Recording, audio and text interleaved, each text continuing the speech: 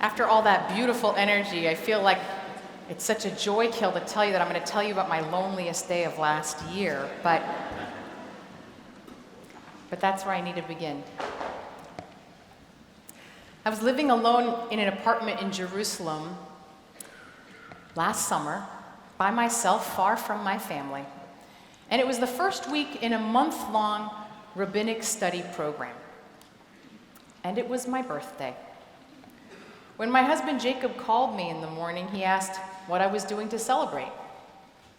Nothing, I said. You know I don't like to make a fuss. But honestly, I didn't really feel right asking. I didn't want the other rabbis on my program to feel like they had to do something for me, to feel put out. So I sat in class that day, not saying a word to anyone. I texted Jacob, worst birthday ever. Sad face emoji. But eventually someone must have figured it out.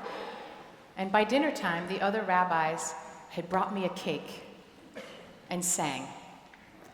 I can't tell you how much that simple gesture meant to me.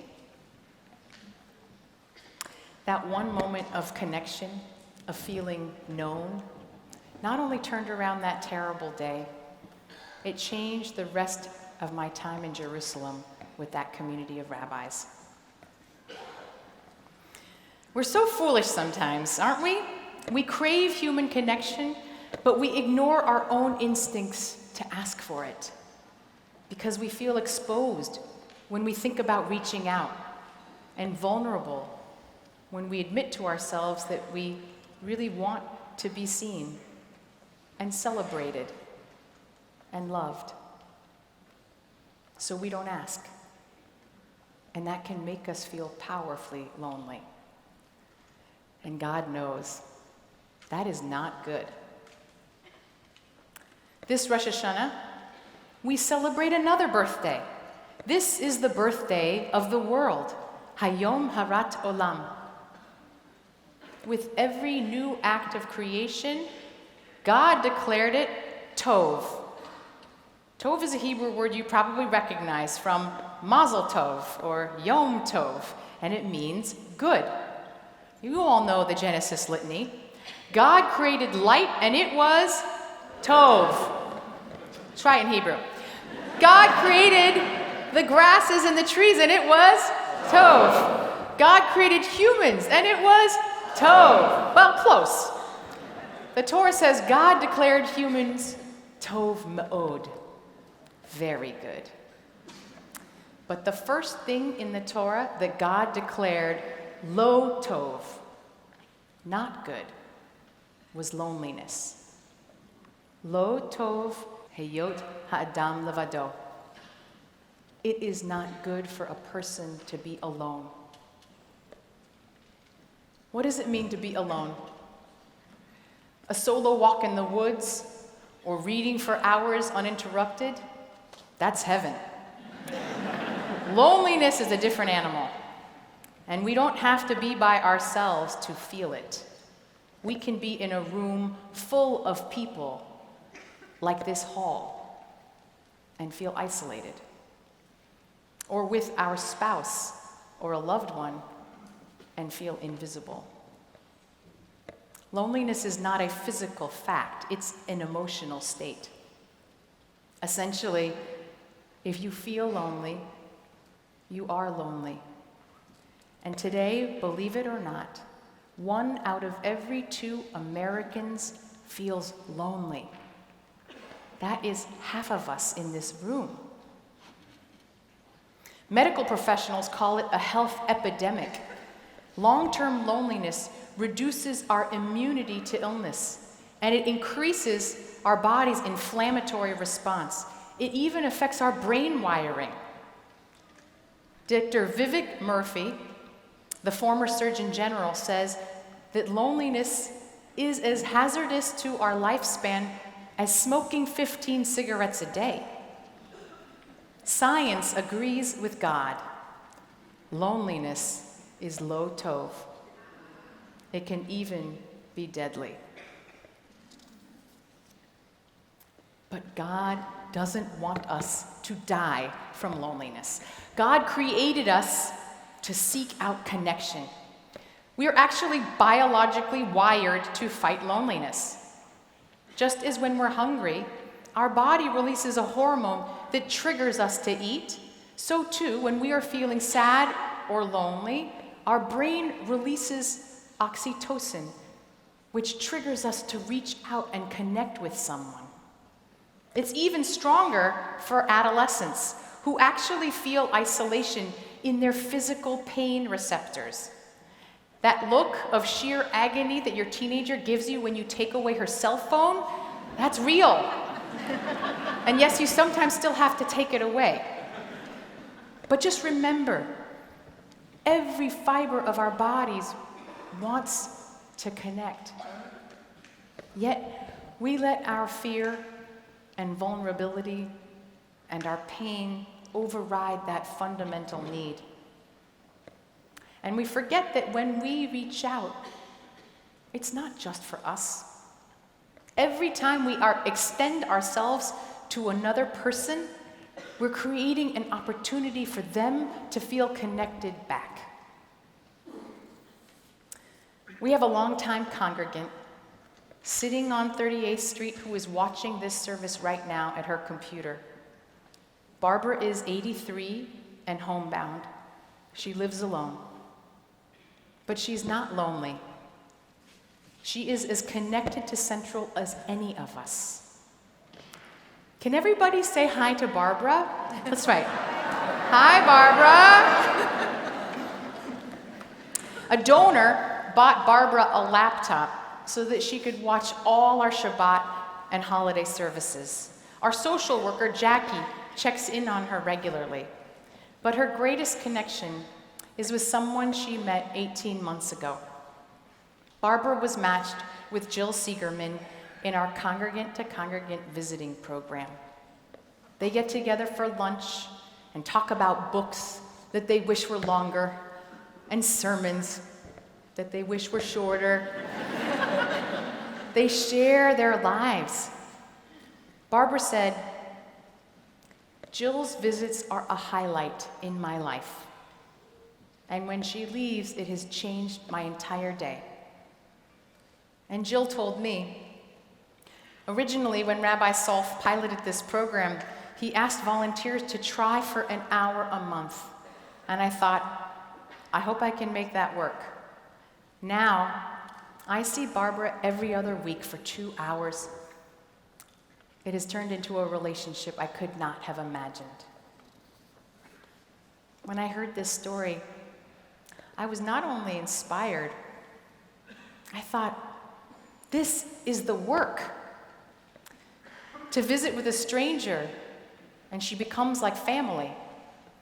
To make the time, and we really don't have any. I know that so many of you are doing this work with your family, with friends, with people in the wider community, and God knows it isn't always easy.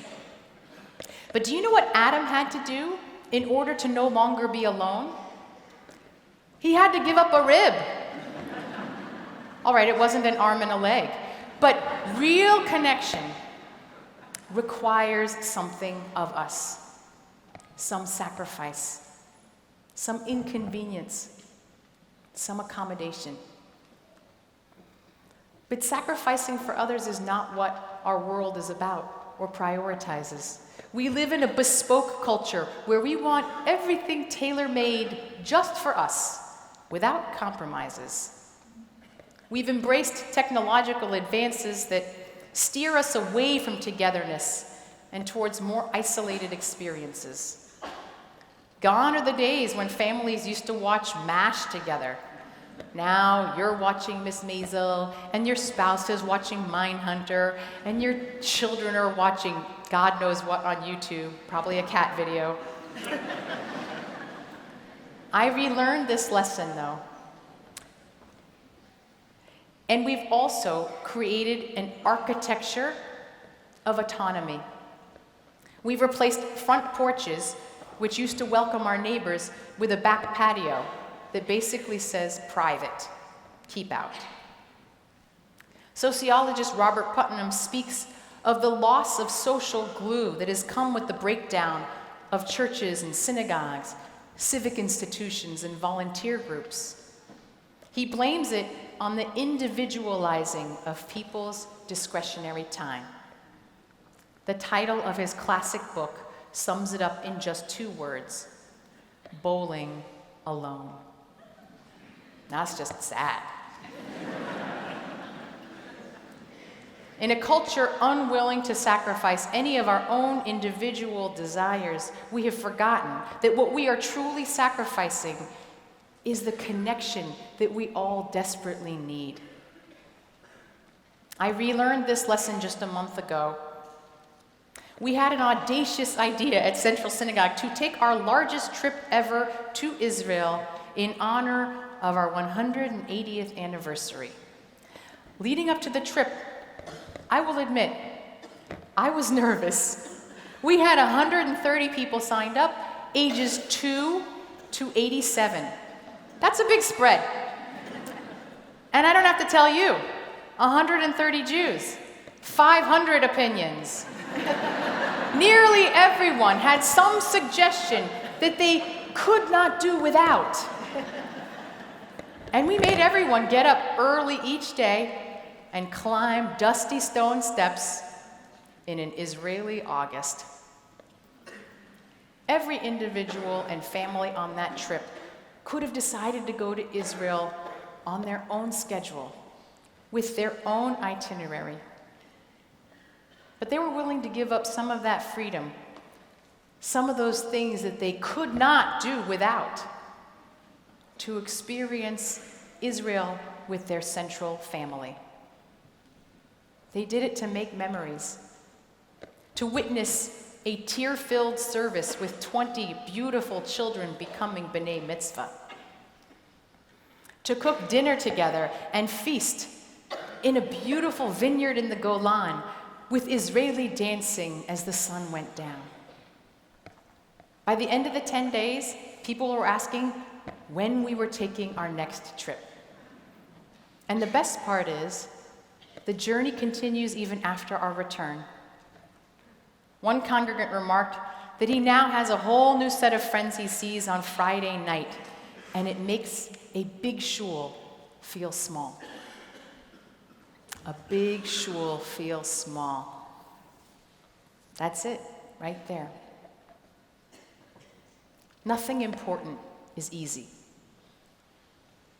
Creating connection requires sacrifice.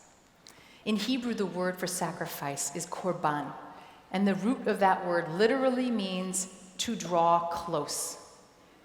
Sacrifice brings us close. Synagogue life teaches us how to do this by showing up for each other at shivas and sickbeds and simchas, and to do so on Jewish time, not ours. No matter how crazy your week, Shabbat arrives every Friday night, and the bris has to be on the 8th day, and the funeral is never convenient. But still, we show up. We make these sacrifices because we know this is how we draw close. Synagogues are the antidote to our disconnected culture. My model for a connected community was my hometown synagogue in Tacoma, Washington. There weren't a lot of Jews, about 300 families, but we all knew each other. And there were only about 6 B'nai Mitzvah a year, but the whole community came out for everyone.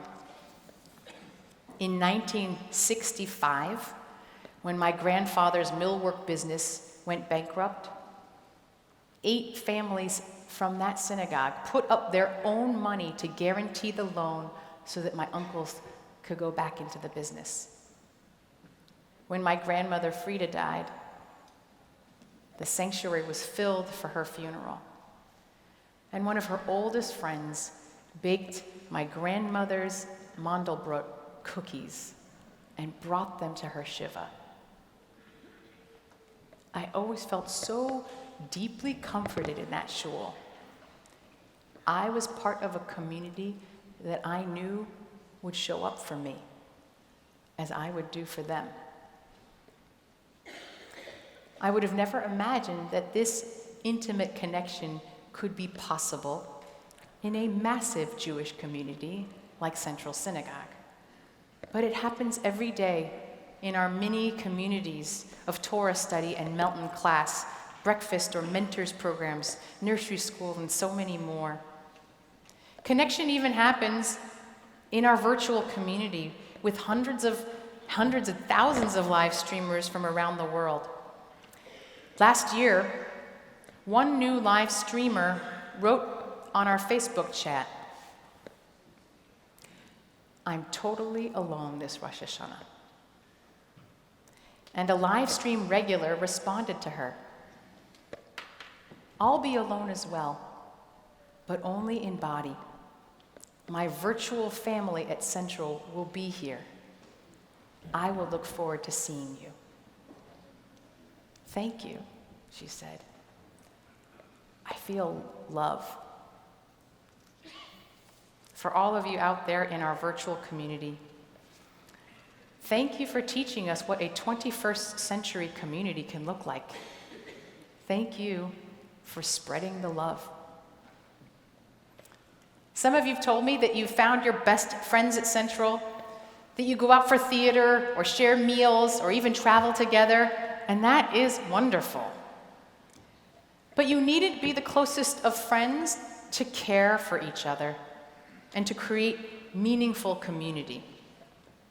The medieval philosopher Moses Maimonides teaches that there are 3 levels of friendship, and our congregation is built on all 3 of them. The first is a chaver to'elet, a friendship of dependence. These are the friends who will sit with you at services or bring you a meal when you're not feeling well. You might not socialize often, but you feel responsible to one another. I know I could not have survived the early years of being a working mom without the carpools and a million other kindnesses from my friends of dependence. The second level is a chaver nachat. This is the friendship of enjoyment and pleasure. These are the friends who share your interests and your tastes, who will go with you to the Met Opera or maybe to a Mets game. Our joys are sweeter and our challenges made bearable because of these friendships of pleasure. And there is one more level, a chaver ma'ala.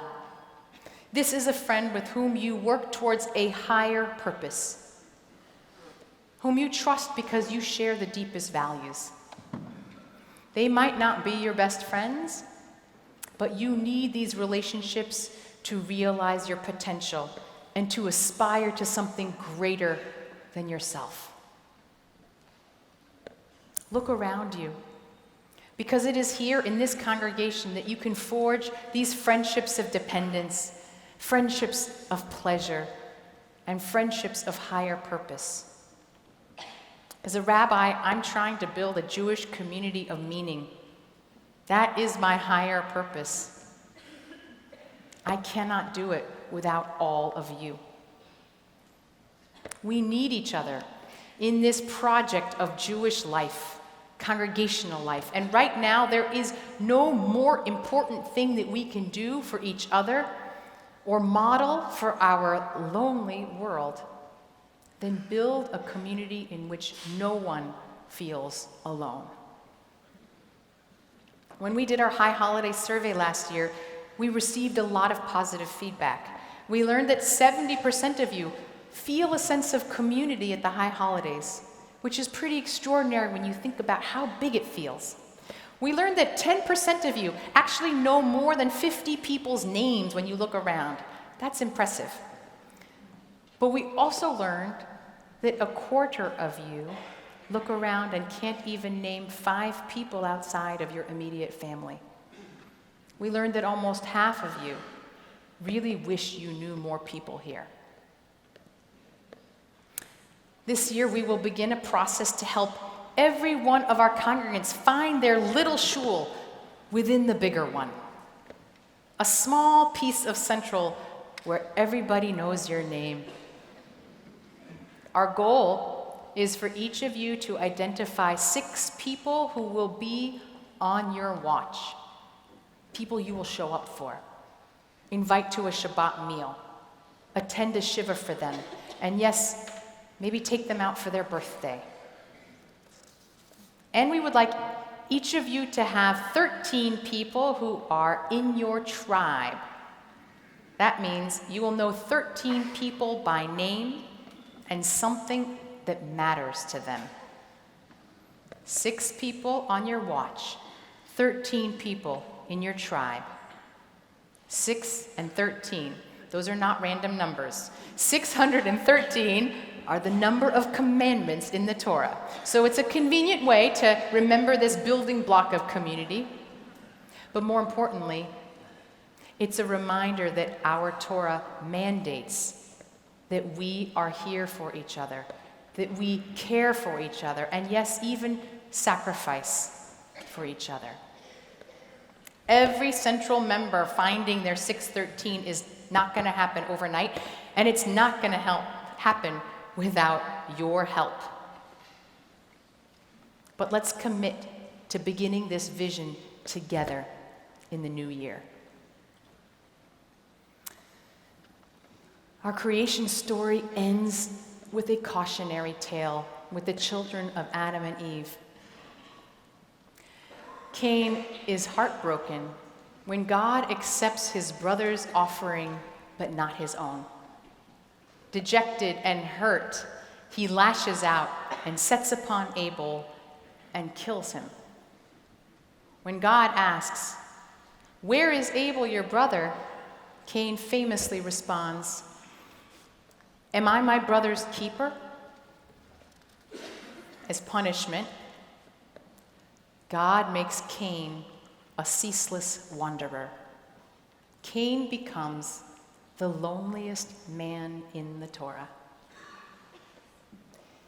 Maybe there's a solution to our loneliness embedded in this last story as well. We must be each other's keeper. And when we can step out of our own sense of loss and hurt and paralyzing pain just long enough to care for someone else, we heal our own heartache as well. How did God know it was not good for us to be alone? God must have thought about it, felt it somehow.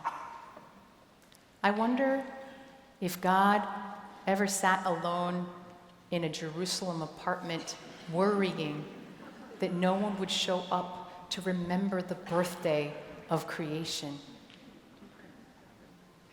But you're all here. Look how many of you came. Not just for God. Whether you realize it or not, you came here for each other because we cannot do any of this alone. We cannot unlock the gates of repentance alone. We can't sing with the harmony of the angels alone. We can't celebrate this birthday alone. I want you to know how deeply powerful it is to see all of you here, to help usher in together this birthday of the creation of the world, and maybe, just maybe, to heal it.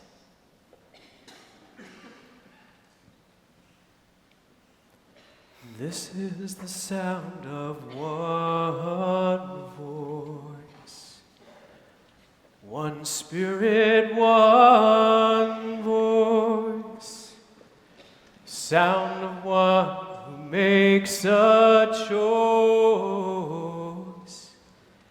This is the sound of one voice. This is the sound of one voice.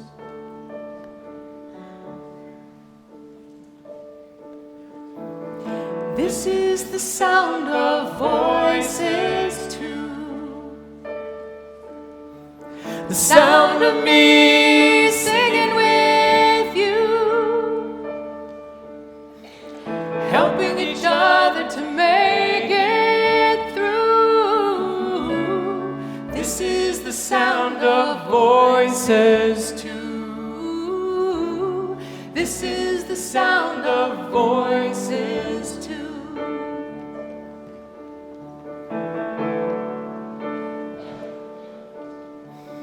This is the sound of voices three,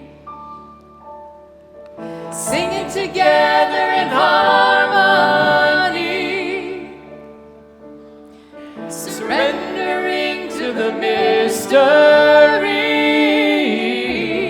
This is the sound of voices three. This is the sound of voices three.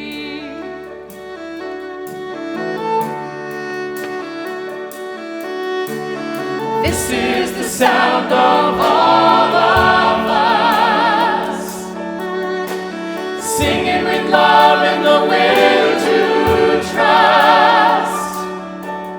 Leave the rest behind and we'll turn to dust. This is the sound of all of us.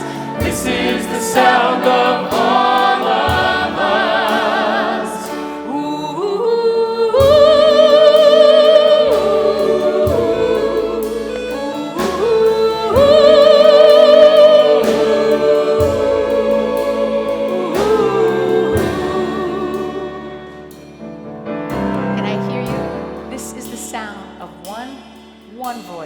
This is the sound of one voice. One people, one voice. One people, one voice. A song for every one of us. A song for every one of us. A song. This is the sound of one voice. This is the sound of one voice. Sound of one voice. One people, one voice. One people, one voice. Song for every one of us. Song for every one of us. This is the sound of one voice. This is the sound of one.